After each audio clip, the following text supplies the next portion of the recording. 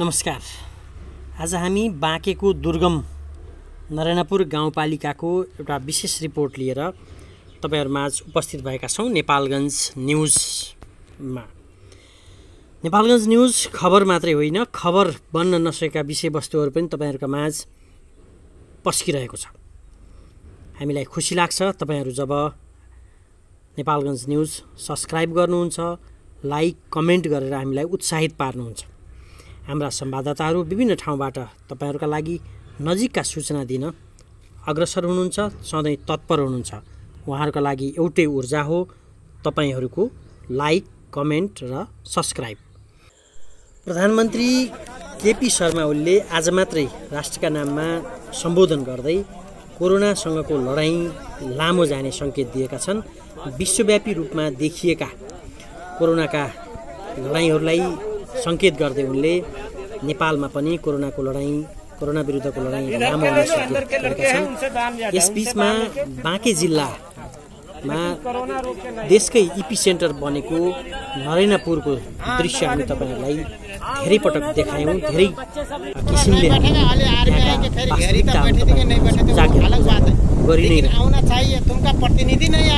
त्यहाँ स्थानीय सरकारले हात उठायो, सरेन्डर गरिसक्यो।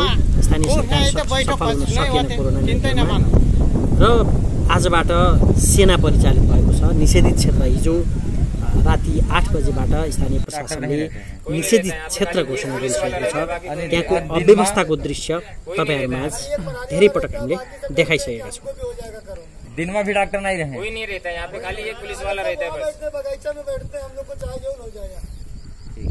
वो भी कल से वहाँ जाके बैठते हैं, वो बबुर के नीचे। खास गरी दुर्गम गाउँ, त्यहाँको अचेतनाको अवस्था कस्तो छ भन्ने कुराको दृश्य पनि तपाईहरुलाई हामीले यसअघि नै राखेका छौं।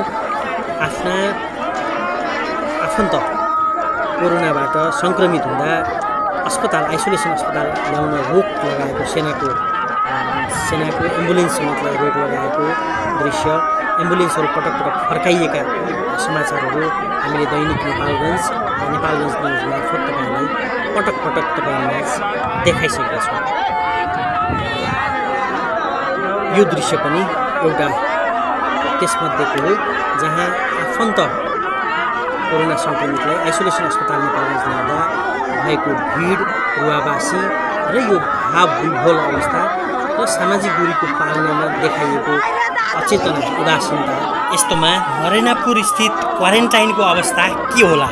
हामी त्यहाँ क्वारेन्टाइनमा बस्नुभएका एकजनासँगको कुराकानीलाई लिएर त्यहाँको दृश्य अवस्थाको बारेमा प्रयास गरेका छौं। आज हम यहाँ नरेनापुर गाउँपालिका वार्ड नंबर 3 में लगा था। अरे 4 में यानी गाउँपालिका नरेनापुर गाउँपालिका है ना मदरसा, जहाँ सनराइज बैंक है। हाँ। तो उसके बाजू में कहा कहते हैं पश्चिम साइड कहा कहते मदरसा है, तो वहाँ यानी क्वारंटाइन है। तो यहाँ यानी 43 आदमी, तो यहाँ कोई चीज का आप 45 43 43 हाँ 43। कब से हो आप लोग यहाँ? हम लोग यहाँ 29 गते थे, आज 28 गते हैं। हाँ 29 गते से। चलिए, तो 13 दिन हो गया हम लोग को यहाँ। 11 दिन हो गया। 13 दिन हो गया। तो आप कहाँ, मुंबई से आए हो?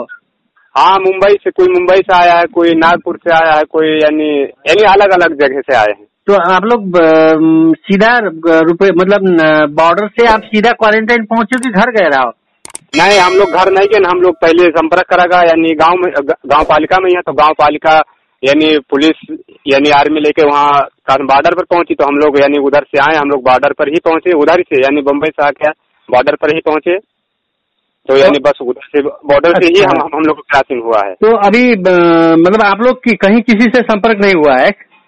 संपर्क है, मगर हम लोग का कोई यहाँ कोई चीज का ध्यान नहीं दे रहे हैं। जैसे यहाँ क्वारंटीन बना के रखे हैं मदरसा में, नरेनापुर गाँव यानी मदरसे में, तो यहाँ कोई चीज का हम लोग का कोई सहयोग भाई नहीं आ रही, एक चीज की तकलीफ। यहाँ 43 आदमी है एक मदरसे में रखे हुए हैं, थोड़ा में।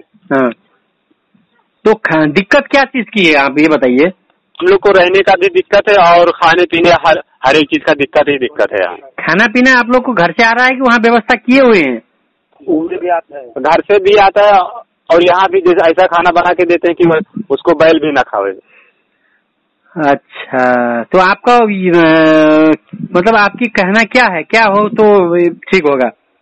हम लोग को यानी जैसे अभी 43 आदमी है और थोड़ी जगह में रखे हो तो हर एक आदमी जैसे बैल के माफक हम लोग जैसे बैल गोरू को रखते हैं ना घाड़ी बंदर में, हाँ समझ तो हम लोग वैसे हैं तो हम लोग कहाँ तक बचेंगे एक दूसरे से?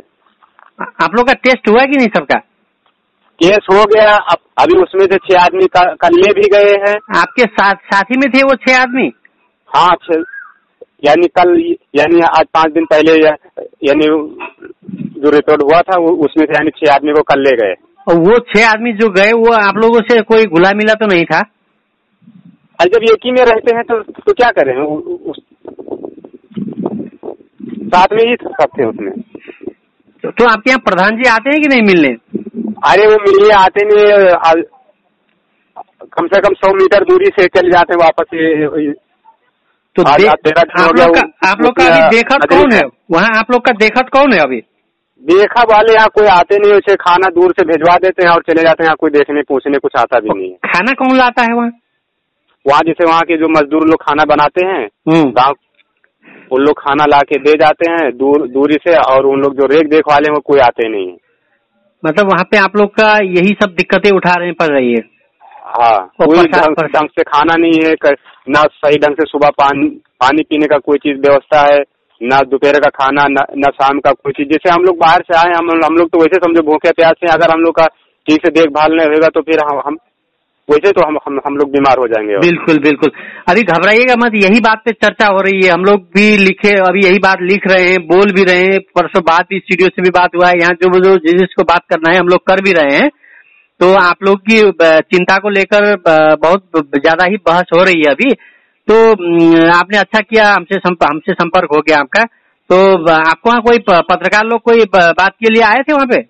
अरे हम लोग जैसे शुरुआत में आए थे तो हम लोग पत्रकार वाले आए, पूछे तो हम लोग सोचे कि अपने गांव घर के यानी पंच प्रधान है, यहाँ प्रमुख है, तो हम लोग के साथ में सहयोग अच्छा करेंगे। और हम लोग को मालूम नहीं था, तो हम लोग यानी पत्रकार से बोले अच्छा अभी यहाँ तो ठीक है, मगर अभी यानी दो ही दिन हुआ था, तो हम लोग क्या समझे कि अभी 2 दिन में व्यवस्था नहीं हो पाया। जैसे देहात का माहौल ये है कि इतनी जल्दी नहीं व्यवस्था हो पाता, तो हम लोग यही समझे चलो अब अभी हम लोग यहाँ 2 दिन हुआ है तो 2 दिन में बाजार से कोई सामान नहीं लाए होंगे।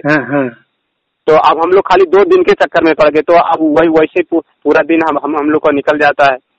अब यहाँ गर्मी इतना पड़ रहा है, ना उसमें पंखा है ना कुछ है, खाली वो सूर्य ऊर्जा लगा दिए हैं, उसमें भी बाहर जाने के लिए उधर भी लाइट नहीं लगा के रखे, खाली 2 ट्यूबलाइट लगा दिए वो।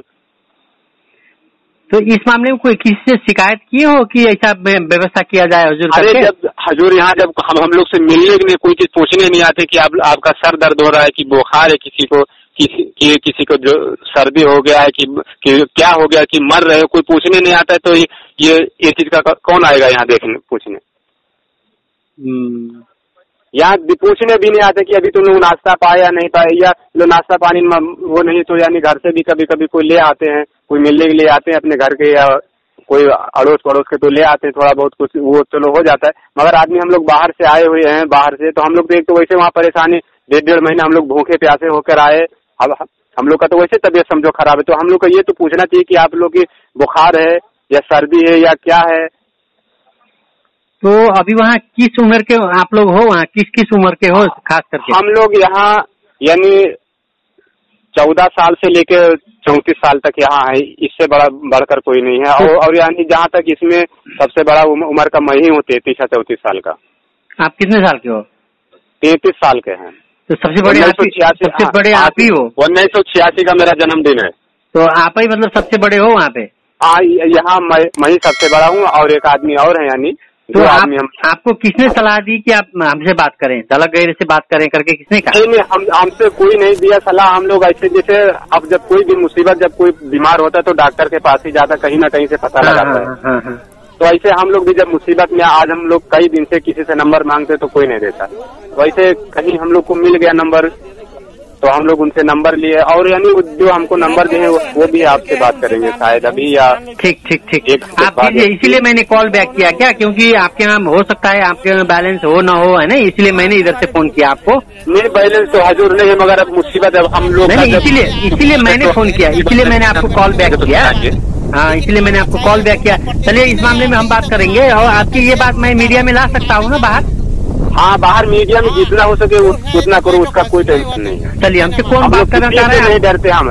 जब हम लोग की जिंदगी रहेगी तभी, जब अगर हम जिंदा हैं तो समझो सारा संसार हमारे लिए जिंदा। जब हम ही नहीं रहेंगे तो संसार को लेकर क्या करेंगे? तो आपके घर वाले आपसे मिलने मुलाकात हो रही है क्या? क्या है स्थिति? अरे मुलाकात हम लोग तो वैसे आने ही नहीं देते, इतनी पाबंदी यहाँ लगा के रखी है। नहीं, बाहर से ये भी शिकायत आ रही है कि आप लोग वहाँ से, मतलब आपका मतलब है वो नरैनापुर में जितने भी क्वारंटाइन में लोग बैठे हुए हैं वो शाम को रात को छुपे हुए घर जाते हैं और सुबह घर से आते हैं, ऐसा भी कुछ शिकायतें आ रही है? इसीलिए मैंने आपसे पूछा। हम लोग के यहाँ कोई नहीं जाता। हम लोग हैं, अगर कोई एक कदम बाहर निकालता तो हम लोग इतना वो बनाए कि हम लोग जब 2 महीना बाहर मुसीबत उठाए तो यहाँ 14 दिन क्यों नहीं मुसीबत उठाए? बस ये आपने बहुत अच्छी बात की। ये आपने बहुत अच्छी बात की, क्योंकि ये अभी आपको पता ही होना चाहिए, कल 10 लोग रूपंदेही से मतलब आइसोलेशन अस्पताल से, आप तो अभी क्वारंटाइन पे हो, यहाँ तो अस्पताल से लोग निकले हुए हैं। 20 दिन में तो अस्पताल से, यहाँ आप खोजरा अस्पताल से भी कल 21 लोग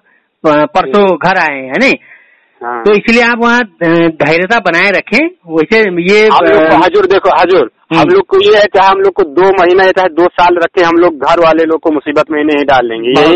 अगर जिंदगी है तो यही जिंदा रहेंगे और मरना होगा तो कहीं भी जाएंगे, मगर उससे हम लोग नहीं डरते कि मगर हम मरेंगे तो हम ही मरेंगे, घर वाले लोग को क्यों मारे? बहुत अच्छी बात है। नहीं, मरेंगे क्यों? मरेंगे आपके दुश्मन, ऐसी कोई बात नहीं है। ये अगर जो चीज ये वायरस ऐसा चला है कि एक दूसरे से, जैसे हम एक गांव में चलेगी तो हमारा पूरा गांव बर्बाद हुआ ना। ये बात आपने पता, आपके क्वारंटाइन वालों को सबको समझा दी तो बस कोई को नहीं मारना है, किसी को नहीं मारना है, सब ठीक होंगे। जैसे आप लोग हो हमारा सहायता है, मगर हम इस बात ये कह रहे जैसे हमको ये तो भगवान ना करे किसी को, या हमको तो इतना वो है नहीं कि जानकारी की मेरे है, मगर क्या इतने आदमी यहाँ है तो क्या मालूम कि किसको है? अगर हम लोग घर जाएंगे, अगर हमारे वजह से हमारे गांव बर्बाद हो गया तो हमको जिंदा रहने से मतलब ही क्या है? नहीं, बहुत अच्छा, आपने बहुत पते की बात कही। तो हमसे आपने इतनी बात कही, ये बात हम बाहर ले जा रहे हैं आपके कहने से। तो आप जो हमसे बात करना चाह रहे थे उनसे आप बात कराइए, जिसने हमारा नंबर पता लगाया, दैनिक नेपाल उसको पहचाना, उनसे हम बात करेंगे। फिर जो है ये बात हम अपने तरीके से भी करेंगे। हाँ, तुम जो चीज चाहिए वो जो हम लोग नहीं कहें वो भी आप बोल सकते हो। हम लोग इतनी परेशानी की हम लोग अभी बयान नहीं कर सकते। अगर आमने सामने हो तो आदमी यहाँ से मीडिया वाला सामने आके पहुंचे तो उससे हम लोग रूबरू बात करके हम लोग बता सकते हैं, मगर यहाँ फोन पर क्या बोलेंगे, यहाँ क्या करेंगे? जैसे अगर यहाँ कोई आए तो यहाँ देख सकता है कैसे हम लोग रहते हैं बैल के जैसा। नहीं, आपने कहा, मैं समझ गया। देखिए, थोड़ा हम लोग दूर है, वैसे हम लोग गए भी थे बीच में, हो सकता है आपके यहाँ नहीं पहुंचे, लेकिन थोड़ा हम लोगों को भी तो निकलने में दिक्कतें हैं। और हम लोग सुनो, और हम लोग यहाँ 10 दिन रोजा रखते हैं। हम लोग को शाम को कोई ये नहीं पूछने आता कि तुम पूरा दिन भूखे रहे हो, शाम को तुमको पानी चाहिए या कोई भी चीज चाहिए। ये चीज भी तो यानी जैसे अभी हम कोई भी बिरादरी के हैं, मगर हमारे आप अगर मालिक हो, हमारा तुम रेख करने वाले, तो हमको तो पूछना चाहिए कि आप पूरा दिन भूखे रहते हो, शाम को तुमको क्या जरूरत है? तो जैसे हमको 10 रुपये की जरूरत है तो हमको 1 रुपये की सामान तो लाके दे सकते हो। तो कल फिर अब कल ईद है, देखिए आपको मैं यही से शुभकामना देता हूँ। क्या करें, अब अल्लाह पाक ठीक करेगा सब, आप घबराइएगा मत।